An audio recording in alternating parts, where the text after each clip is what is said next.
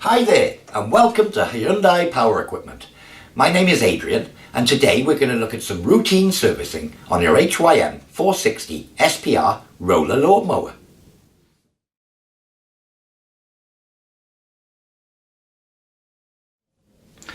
Firstly, let's take a look at changing your air filter.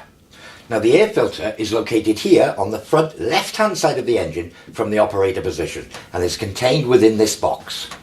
To open the box, simply push the two tags on the top of the box downwards and hinge the box outwards away from the mower. This will reveal the sponge air filter. To remove the filter, simply pull it out, and this can be replaced by a new one from our parts department or perhaps blown off with an air line from time to time until it does actually get so clogged that you need a replacement. So having blown it off, you can simply replace the air filter back into the nest here in the back, hinge the box back up, push down on the two tags and push it firmly home back into position. And that is changing your air filter.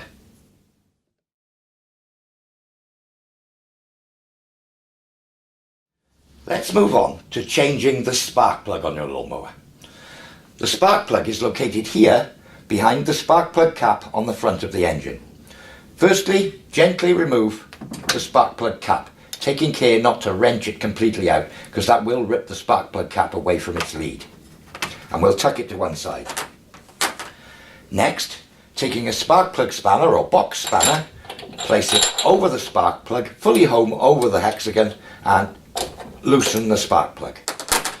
Having loosened it, we'll unscrew it a few turns. Then we'll go to our fingers and unscrew it the rest of the way to remove the spark plug. And there we are. That's the spark plug removed. To replace it with a new spark plug, take the new spark plug, locate the threaded end in the hole and start the spark plug with your fingers. There we are. Don't use the spanner at this stage to avoid cross-threading the plug in the hole, which will damage the cylinder head. So I've screwed it all the way home until I can't turn it anymore with my fingers.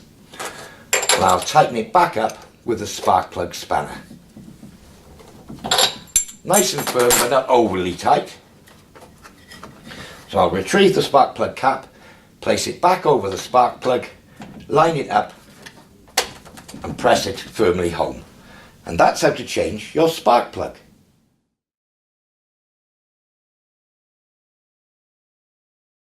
So let's move on to changing the engine oil on your lawnmower. Firstly, what you'd need to do is to run the lawnmower for about 10 minutes to get the engine oil nice and warm, and that makes it thinner and you will get more of the engine oil out of the engine when it's thin. So we've run it for 10 minutes, we've switched it off. It's not too hot, but 10 minutes would be more than enough. So the oil is removed out of this filler and removal tube here. So the first thing to do would be to unscrew anti-clockwise and remove the dipstick. Now there are two methods for removing the engine oil. The first method is simply to tip the engine or the whole lawnmower up onto its side and pour it out through the tube. Now some assistance would be good with this so that you could have somebody with a suitable container underneath the tube to catch the engine oil as it comes out. And you can gradually tip it further and further over until you get all the engine oil out of the engine. But secondly to this, the way I do it, and these are available from our parts department, is to use a little oil extraction vacuum bottle. And all you need to do with this is to put the tube fully down into the engine and simply use the vacuum pump to remove all the engine oil. And I've already removed all the engine oil from this engine. So yeah, a little vacuum pump is probably the simplest way to do it. Once you can get no more out, you can simply withdraw the tube and that's your engine oil removed. So having removed all the engine oil, we now need to refill the engine with engine oil. Now the dipstick itself has a line here on the bottom which says minimum, min, a cross-hatched area, and again at the top you will see max. We need to fill it to a point where the oil on the dipstick comes right up to just below the maximum word.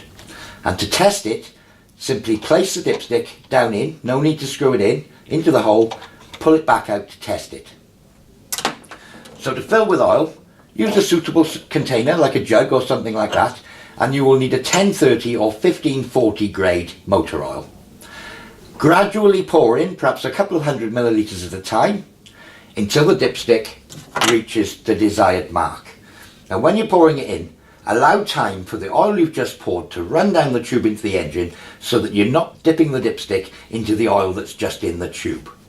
So having reached the correct mark at the bottom of the maximum, replace the dipstick into the tube, turning it clockwise, and just make sure that it's secure.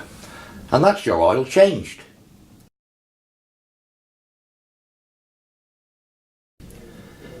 Let's move on to draining the fuel from the fuel tank and the carburetor of your lawnmower. Now you may ask, why do I need to do this? And the answer is simple. If you leave fuel in the lawnmower for long periods of time, there is a good likelihood that that fuel will go stale.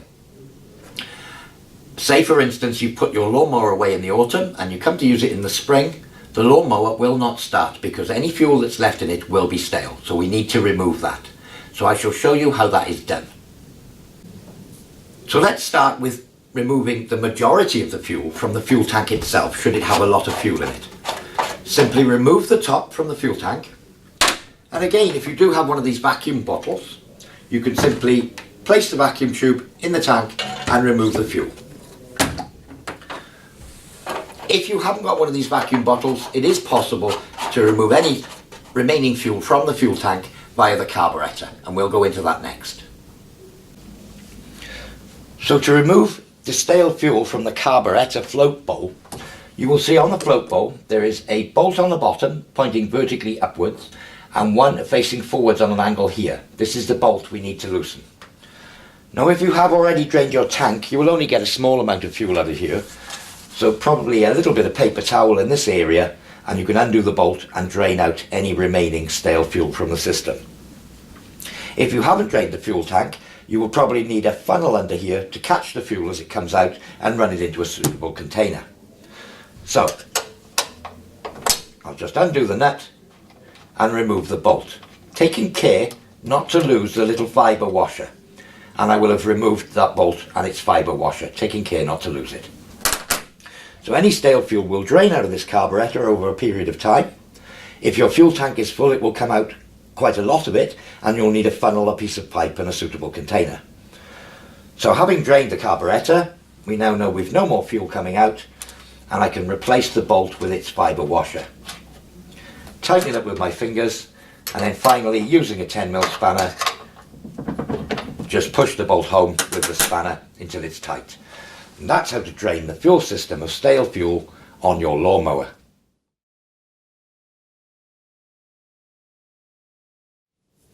Let's move on to adjustment of the OPC handle on your lawnmower. Now the OPC handle is this one here on the front, which is basically an on-off switch for the lawnmower. Now if this is out of adjustment, there's a good possibility that your lawnmower won't start. Now I've adjusted this one so that it is out of adjustment, and you will see that there is a lot of slop in this cable here. I can probably move it back and forth a good 20mm, and there is a lot of free play in the handle itself. Now if there is free play in the handle, it means this cable is slack, and again when you pull the handle right back to enable you to start it, it may not start because it's not pulling the control on the lawnmower far enough. So to adjust this slack, we'll go down and I'll show you where on the lawnmower it's adjusted to remove the slack in the cable, to adjust the operator present control cable. Now the OPC cable comes into the lawnmower through this cable here on the right hand side of the engine and works on this mechanism here. Now your view is obstructed by this filler tube, so for the purposes of the video I'm going to remove the filler tube out of the way so that you can see how I'm adjusting the OPC cable. So that's a far better view. You can now see where the cable comes in with its adjustment point here and its actuator arm here. Now as you can see, there is a lot of slack in this cable and we need to remove that slack. So what we do, using a pair of 12mm spanners, I'll simply loosen off the two nuts from the bracket here. And then I'll loosen the front one to allow me a gap at the front. Then I'll simply pull the cable back until I feel resistance and tighten up the rear nut. And then tighten the front nut by hand and then check the play in the cable. Now that's only got a little bit of play in it, and I can see the handle on the top. I'll give you a close-up in a minute. It's now got no slack in it. So once we get to this point, I can simply tighten up the two nuts. I'll give you a close-up of the free play in the handle next. So having adjusted the OPC cable down at the engine, you can now see that there is no slop in this handle, or very little indeed. It still pulls back fully and now is far more likely to actuate the on-off switch on the engine end and work correctly. So that's the adjustment of the OPC cable. Let's move on to replacing the blade and drive belt on your lawnmower. Now, a couple of little things. It's probably best to do this with the engine oil removed and with no fuel in the lawnmower. And again, for safety reasons, probably best just to remove the spark plug cap, so that when you're turning the blade, there's no chance that you could inadvertently start the lawnmower. So I've removed the engine oil, removed the fuel, and I pulled off the spark plug cap, so there's no way I could inadvertently start the lawnmower by rotating the blade. First thing we need to do is to remove the bolt and washer from the centre of the spindle. I'm using a 17mm socket in a 1/2-inch drive ratchet for this, and I can simply undo the bolt anti-clockwise in the normal manner. Now I can simply unscrew the bolt, and you will note that this washer has a concave and a convex side. The convex or hollow side goes against the blade, and the domed side against the bolt head. So should you drop the washer, you'll know that it goes back on with the hollow side facing the blade. Now the blade itself can only go on one way on this mower because it has a lozenge shaped register here and a circular one here, which means that when you take it off, it can't go on upside down because the lozenge is the wrong way round, and you can't put it on the wrong way round that way obviously because it won't fit. So there is only one way for your new blade to fit on the mower. So having removed the blade and replaced the new blade back on in the same orientation, you can simply replace the bolt with the dome side towards the blade. You will notice that I'm wearing gloves for this because the blades will be sharp. Tighten up the bolt, and again retighten the bolt fairly tight indeed, because you don't want this blade coming off.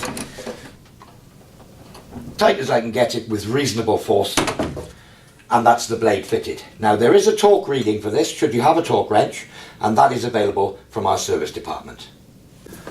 So now that we know how to change the blade, we'll move on to changing the belt. So again, I'll just remove the blade again.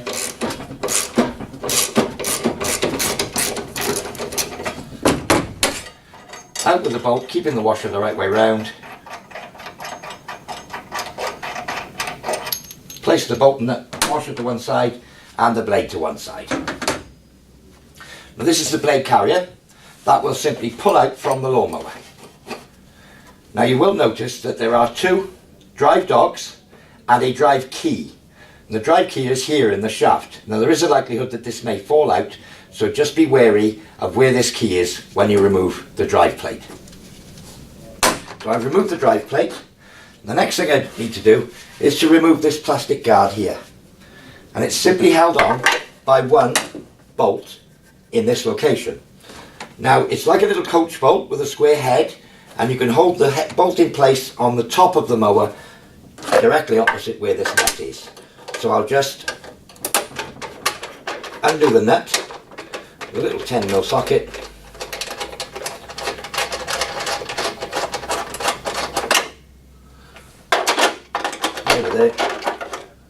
There's the nut, and I'll just pull the bolt out from the other side. So now that I've done that, I can simply pull this guard out of position like so. Now to remove the belt, you can simply roll it over the top of this pulley here.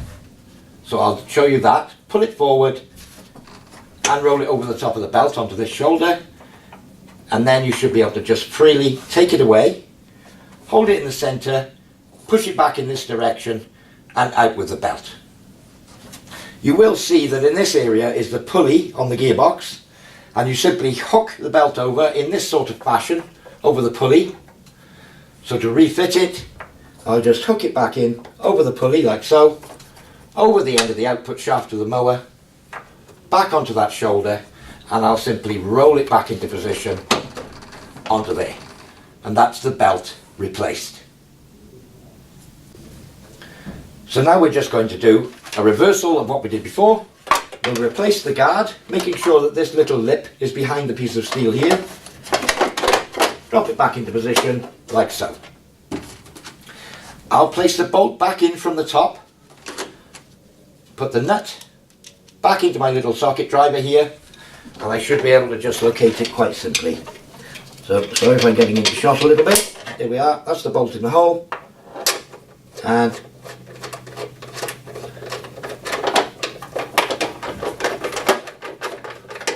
nearly there.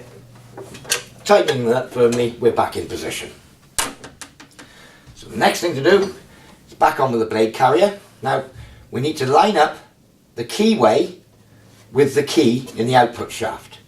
That would be like this. Now further to this, these drive dogs need to line up with the two drive dogs on the belt pulley. But you can simply line up the keyway, look in, line up the two slots. That's there, little bit out, and that's it, back in position. So moving on, we'll bring our blade back. As we know, this will only go on one way, not that way, that way. Back in with the bolt, with the washer facing the right way. Screw in by hand. I'd always advise to wear gloves when handling the blade. And as you saw earlier,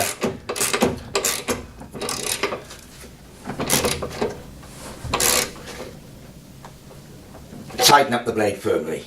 Again, if you do want the torque figure, it is available from our parts department. And that's changing the belt and the blade.